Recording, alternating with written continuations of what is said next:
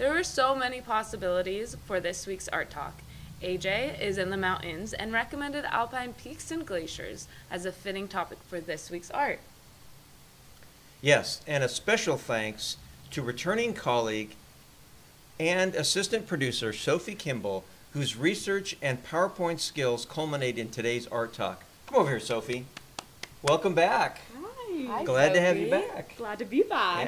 Yeah. So, without any further ado, let's head over to Sarah for the environmental beauty of the alpine peaks and potential tragedy of the alpine glaciers. Over to you, Sarah. Good morning, everyone. Yes, welcome back, Sophie. Thank you for your help on the PowerPoint this week. So in honor of Earth Day, we are going to be highlighting some famous peaks and glaciers from the French and Swiss Alps and the art that celebrates them. So glaciers begin to form when snow remains in the same area year-round, where enough snow accumulates to transform into ice. Year after year, the new layers of snow build mass and compress onto the previous layers. The dense ice is constantly moving under its own weight. On average, glaciers worldwide have been losing mass since at least the 1970s, which in turn has contributed to observed changes in sea levels. Since art can capture a snapshot in time, we're able to compare what our mountain peaks used to look like versus now as the world keeps warming up.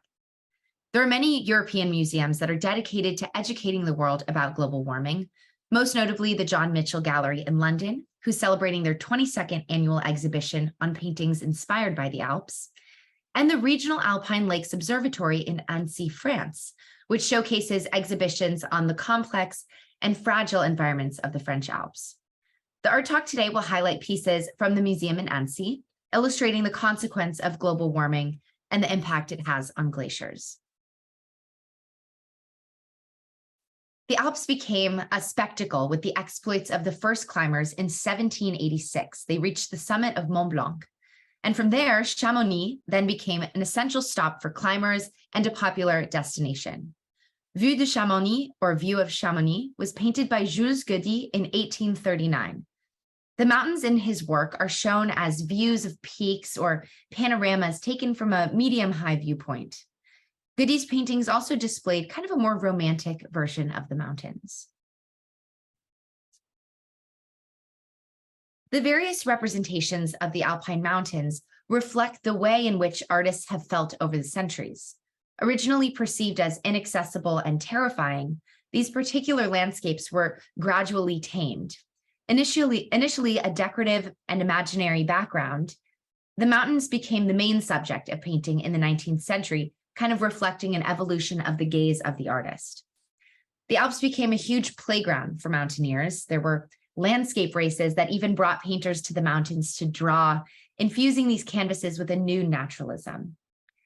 William Delamotte painted this piece in the early 19th century in the Chamonix Valley of Mont Blanc.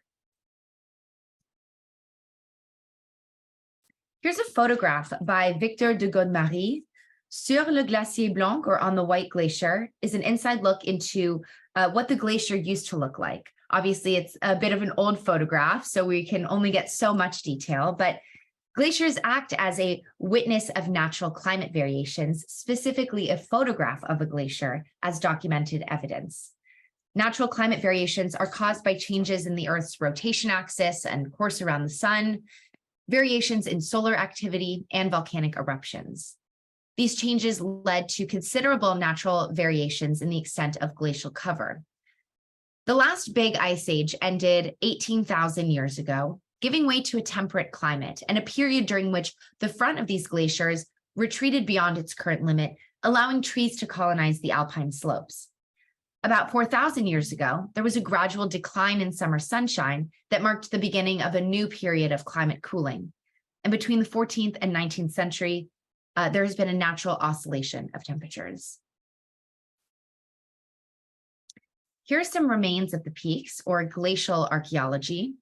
The global warming of the recent decades is particularly visible in extreme environments. In the Alps, the melting of ice and snow at high altitudes brings to light these archaeological remains like this animal, which until then were preserved in their box of ice. The exhibition at the Regional Alpine Lakes Observatory presents the impact of climate variations on alpine glaciers since the middle of the 19th century. Preserved for a millennia thanks to ice, these wooden pieces seen on the right are now of great rarity because of their fragility. The stakes likely used for marking trails are now found in large numbers near certain passes, particularly in Valais. Farm animals also frequented the edges of glaciers during the summer, which is why there's some well-preserved animal remains have been found as well. It's really amazing that they were able to find most of this body intact. Countless artifacts attest to the losses that could have occurred on these high altitude routes. The most famous findings were that of Otzi, also known as Iceman, whose Neolithic remains were mummified naturally in the glacier ice, and he was found in 1991. Reconstructions of his clothes made from the originals found in the ice illustrate the wealth of knowledge about these times that were acquired through this discovery. Here's a wooden sculpted object from the Iron Age. This was found in Col Colon, which is a pass that connects the modern-day Swiss Alps to the Italian Alps.